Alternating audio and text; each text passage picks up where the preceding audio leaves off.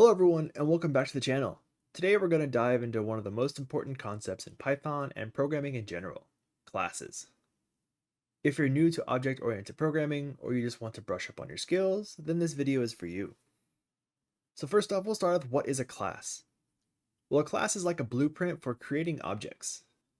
It defines a set of attributes and methods that the objects created from it will have. We create classes using the class keyword followed by the name and a colon. Everything that will be included in the class will be indented below it. Functions defined in a class are called methods. Let's take a look at an example. So here we have the class dog, followed by a colon, and then we have these two methods here. One of them is a double underscore init double underscore. These are also known as dunder methods or magic methods. They are special methods that determine the object's behavior in certain situations. So in this case, this double underscore init is for initialization. If you come from other programming languages, this is very similar to a constructor. And you can see here that we have this first parameter of self. This is referring to the current class. So once we create a dog object, this is automatically passed in here and we don't have to worry about this. And so this self parameter is required for instance methods, which are the ones that we have created here. There are a couple other like static and class methods that we'll cover later in the video. And so since this self is referring to the current object, whenever we call something like self.name, self.breed, it sets a class variable that we can then reference in other methods. So in this case, you can see self.name equals name. So this is the name that we are providing whenever we create this object. And we are referencing down here in this other method called bark, where we have self.name. So there's a little bit of a hidden functionality behind this. Essentially, what this is doing is creating this name variable within this dog class that we can reference in any of these methods. But the way that classes work in Python, we don't need to have this name variable up here equal to something. And so now that we have the class, we can create objects or instances from it. Let's see an example of how to do that. So first we'll create an object of our dog class. And we'll do that by saying dog is equal to our class dog, and we'll have open and close parentheses passing in these name and breed parameters. So in this case, we have Leo and Corgi, and this has successfully instantiated or created our dog object, and we have it into a variable. And since we have that now, we can access the attributes of the class. So in this case, we can access the name and the breed, since we have the self dot in front of it. So we'll go ahead and print our dog.name and dog.breed, and we can go ahead and run this. And you can see in our console, it does print out Leo and Corgi. And now that we have that, we can call the method inside of the class. So in this case, we're calling the bark method inside of the dog class. So we do dog.bark. And if we go ahead and run this, we can see it still prints our Leo and Corgi. And we print out that Leo barks, which is the dog name, barks up here in the bark method. And you can see in our init function, we have an age variable we're setting equal to 3.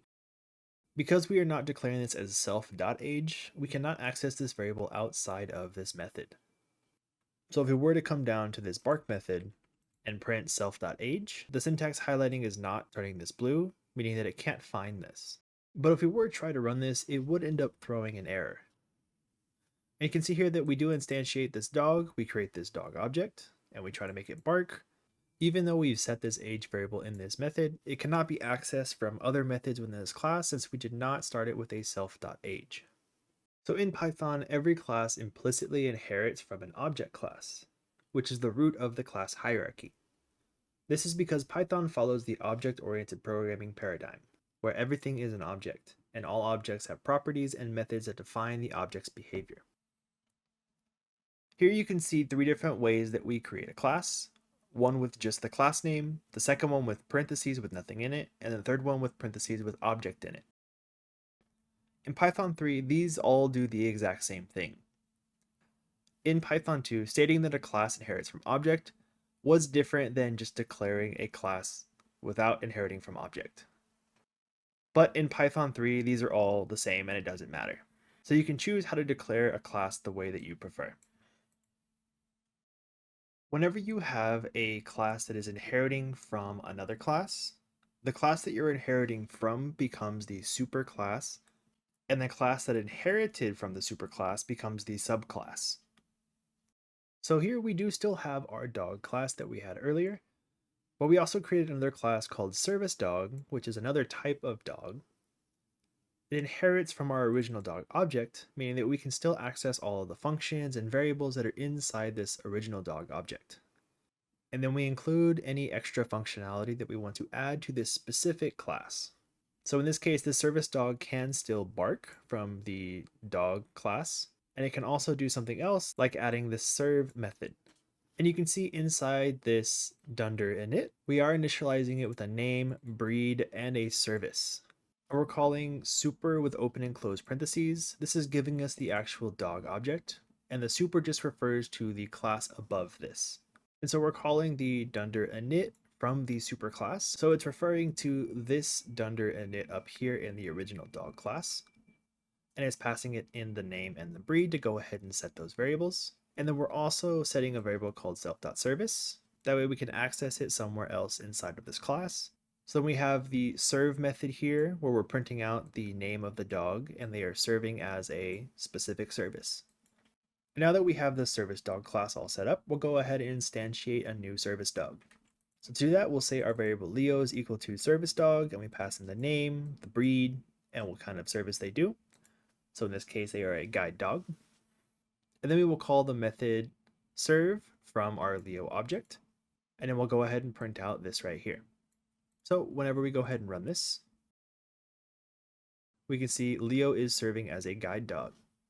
And then we'll go ahead and call the bark method that way to show you that we can call methods from the objects that we inherited from. So if we go ahead and run this again, we can see it's still showing Leo serving as a guide dog, and it says that Leo barks. And the kind of methods that we saw earlier are instance methods. That requires a class to be initialized with parentheses. There are also a few other types of methods we can create for our class. There are class methods and static methods. Class methods are usually used to access class variables. You can call these methods directly using the class name instead of creating an object of that class. To declare a class method, we need to use the @classMethod decorator. And in part of this class method, we don't use the self keyword. We use the CLS variable to refer to the class. And here you can see we have a class called myClass with a method called instance method with the self variable passed in. And then we're printing out this is an instance method. So if we were to go ahead and run this, we can see that it does print out this is an instance method. So now declaring a class method, we put this @classMethod decorator on it, and we create our method called class method. You can name these whatever you want. I'm just doing this for demonstration of the video. But we are passing in CLS instead of self, and then printing out this is a class method. And so the way that we can access this method is just by calling the myClass name without instantiating it, and then doing .classMethod. If we were to go ahead and run this, you can see it is printing out both the instance method and the class method. With the class method, we can still access class variables. And then we have the @staticMethod decorator creating a static method. And then we print out this is a static method. This one doesn't have CLS or self passed into it, so we have no reference to anything inside of this class. Static methods are usually used as a utility function or when we do not want an inherited class to modify a function definition. These methods do not have any relation to the class variables and instance variables. So they are not allowed to modify the class attributes inside of the static method. And so to call the static method is the exact same way as we call a class method. So we have myClass.staticMethod. Then we go ahead and run this, and you can see it is printing it out too. Note that even if you instantiate the class for all of these, they will all still work. Classes can also implement other special methods like this _init. So I'll show you an example with _add. This will allow us to add two classes together. So it passes in the self reference to the current object and the other to the other object. And so in here we are returning my string class of the self.string plus the other string, combining the strings together. And so in this case, we're having an S1 variable set equal to my string of hello, and an S2 variable set to my string of world. In this case, we're going to go ahead and add these two together. Whenever we do, it does return the object here. So we'll go ahead and say S3 is equal to adding these two together, and we will say S3 dot string. Whenever we go ahead and run this again, it prints out hello world. And so instead of us needing to do this, we can add a _str. This _str will allow us to define the way we want to print this object. So in this case, we're just returning self.string. And so down here in this S3, we actually don't need to do .string anymore. We can just do print S3. And if we go ahead and run it, it does print out hello world. And there are many more magic methods out there that could be useful for your situation. You can look into them and see if they meet whatever you need to solve. So in Python, we can create multiple classes with the same name.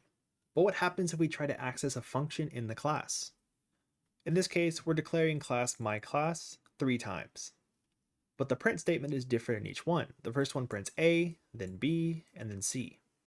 Here we're having a myClass variable and setting it equal to myClass and instantiating it. And then we're going to go ahead and print this out. What do you think is going to print? Let's find out. If we go ahead and run this, we can see that it's actually printing C. This is because in Python, classes are mutable objects, and defining a class with the same name more than once will effectively overwrite the previous definition. This means that the most recent definition, so closer to the bottom of the file, will be the one that's actually used. To avoid confusion, it's usually best to avoid redefining classes like this in your code. And so that's a basic introduction to classes in Python. There's a lot more to explore, like different techniques and design patterns for creating and using classes. But I hope this gives you a good starting point. If you found this video helpful, be sure to hit that like button, and if you have any questions, drop them in the comments below, and I'll see you in the next one.